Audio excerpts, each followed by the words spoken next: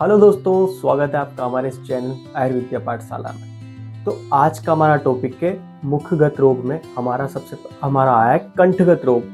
ठीक है, कंठगत रोग कितने होते हैं? 17 होते हैं। एक एक करके हम पढ़ेंगे। आज हम उनकी ट्रिक और उनमें जो दोष होते हैं और क्या चिकित्सा करनी है हम वो पढ़ रहे हैं। ठीक है, तो आओ शुरू करते हैं।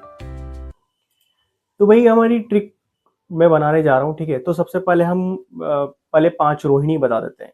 तो 5 रोहिणी तो आप ऐसे ही याद कर लो: वातज, पित्तज, कफज, सन्निपातज, रक्तज। ठीक है, अब इसमें तो आप याद कर लो कि दोष भी आपको पता चल गया भाई। वात में वात होगा, पित्त में पित्त, कफ में कफ, सन्निपातज में त्रिदोष हो गया। ठीक है, और रक्तज में रक्त रक्त। ठीक है, अब रक्तज में क्या हो? अब इनकी हमें चिकित्सा याद करनी है। अब क्या क्या चिकित्सा, तो हम कैसे चिकित्सा याद करेंगे? तो ये होते आरपीजी। आरपीजी क्या होती है कि जो पबजी खेलने वाले होंगे ना उनको पता होगा, आरपीजी ये गन होती है। ठीक है, तो आरपीजी से याद करना है। आर से रक्तमोक्षण, पी से प्रतिशारण, जी से गंडूश। ठीक है, आरपीजी याद कर लो कि रोहिणी को आरपीजी से उड़ा दिया। ठीक है, रोहिणी को, या जैसे कोई भी हमला हुआ, रोहिणी होता है ना, दिल्ली में है रोहिणी, उसको आरपीजी से उड़ा दिया, ऐसे याद कर लो। ठीक है, तो इसमें क्या हुआ कि वातज, पित्तज, कफज, रक्त, सन्निपातज। तो वातज में क्या? वही रक्तमोक्षण, प्रतिशारण, गंडूस, सब में रक्तमोक्षण प्रति, बस पित्तज में कवल आ गया। ठीक है, और कफज में भी कवल आ गया। ठीक है, रक्तज असाध्य है। ठीक है, और अपना सन्निपातज असाध्य। तो रक्तज रोहिणी और सन्निपातज रोहिणी तो असाध्य कर दो। ठीक है, जो हमारा फर्स्ट वातज है उसमें गंडूश कराना, बाकी में कवल करवाना है। ठीक है, दोनों में नीचे वाले पित्तज और कफज में कवल करवाना है। तो इसकी चिकित्सा कर रहे हो? रोहिणी आरपीजी, आरपीजी से रोहिणी को उड़ा दिया। ठीक है, तो आरपीजी से रक्तमोक्षण, पी से प्रतिशरण, जी से गंडूश।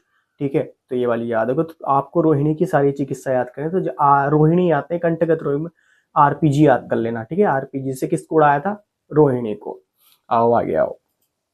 अब है इसकी ट्रिक याद करनी है। अब रोहिणी के बाद हमें 16 बचे, उनकी कैसे याद करनी है कि, तो इसकी क्या ट्रिक बनेगी? बी, दो बस है भाई, तो ठीक है, 2 बसें 2 गांव में जानी है, तो कैसे ट्रिक बनेगी? बी बस वलकंठ गई। एक जो बस थी वो वलकंठ गई, बी बस, जो बी बस, और अगली एक बस शामगढ़ जाएगी। ठीक है, 2 बस है, एक बस वलकंठ गई और एक बस शामगढ़ गई। ठीक है, तो ये ट्रिक क्या बनी? बी बस वलकंठ गई, अगली एक बस शामगढ़ जाएगी। ठीक है, तो वी से विदारी, ब से बस से बस का ब से बलास, स से हमारा स्वरग्न, फिर हमारा वलकंठ, वलकंठ से वल का वलय, कंठ से कंठशालुक और गई से गिलायु। ठीक है, वी बस वलकंठ गई, ये वाली ट्रिक यहां तक खत्म। फिर अगली एक बस शामगढ़ जाएगी, तो अगली का अ से अधिजिह्विका, गली से गलहोद, एक बस से एक वरंत, शामगढ़ से शामगढ़ शतअग्नि, और म से मांसदान। ठीक है, ऐसे याद कर दो। तो वी बस वलकंठ गई, अगली एक बस शामगढ़ जाएगी, ये ट्रिक है। ठीक है, रोहिणी में आपने क्या चिकित्सा करी? आरपीजी से, आरपीजी से आपने रोहिणी को उड़ा दिया। तो आरपीजी से रक्तमोक्षण, प्रतिशारण, गंडूस। ठीक है, 5 हो गए। इसमें रक्तज और सन्निपादज असाध्य है। बाकी की चिकित्सा आपको रक्तमोक्षण, प्रतिशारण, गंडूस से करनी सिर्फ वातज की, बाकी 2 में कफज और पित्तज में कवल आ गया। ठीक है, आ गया। गंडूस ऐसे भी है कि कवल तो थोड़ा सा ही रहता है मुंह में। ठीक है, ठीक है, असंचारी भी होता है, गंडूस संचारी नहीं होता। अब वात में बहुत ज्यादा स्निग्धता चाहिए, इसलिए गंडूस किया हमने। कवल में थोड़ा बहुत स्निग्धता आ गई, कोई दिक्कत नहीं, बट हमें वात में ज्यादा स्निग्धता चाहिए मुख में, इस वजह से हमें क्या किया? वहां गंडूस किया। आ गया।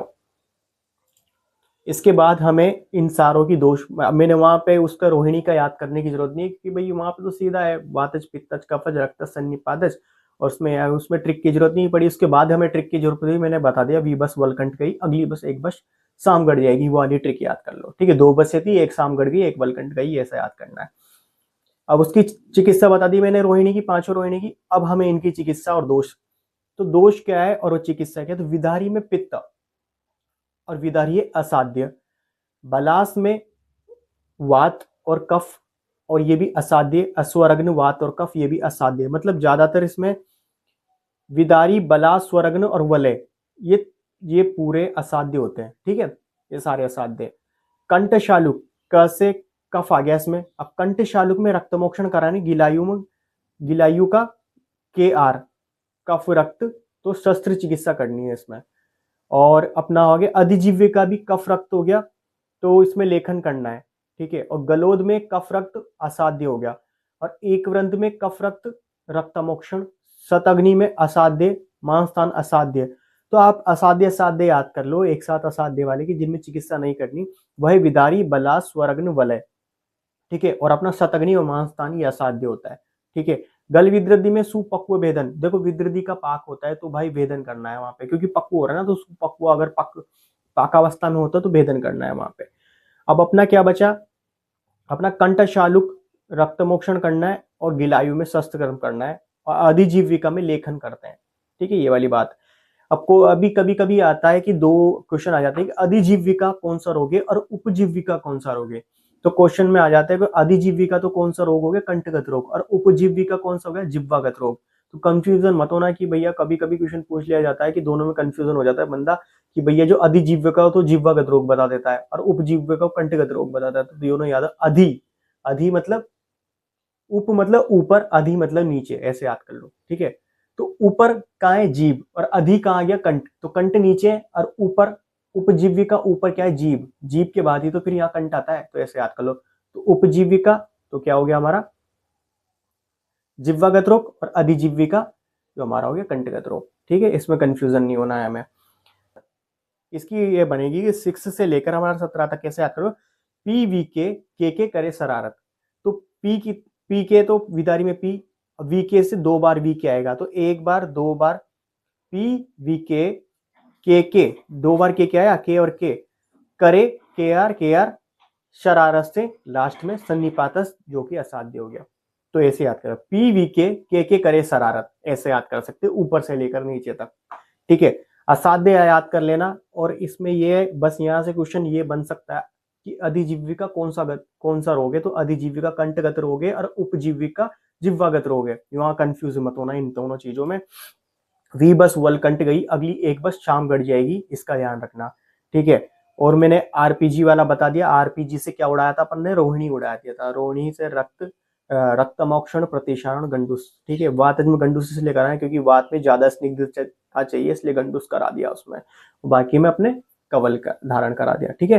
तो यही है, ठीक है। अगर भाई वीडियो पसंद आई, वीडियो को लाइक कर दो, चैनल को सब्सक्राइब कर दो। मिलते हैं नेक्स्ट वीडियो में, तब तक बाय।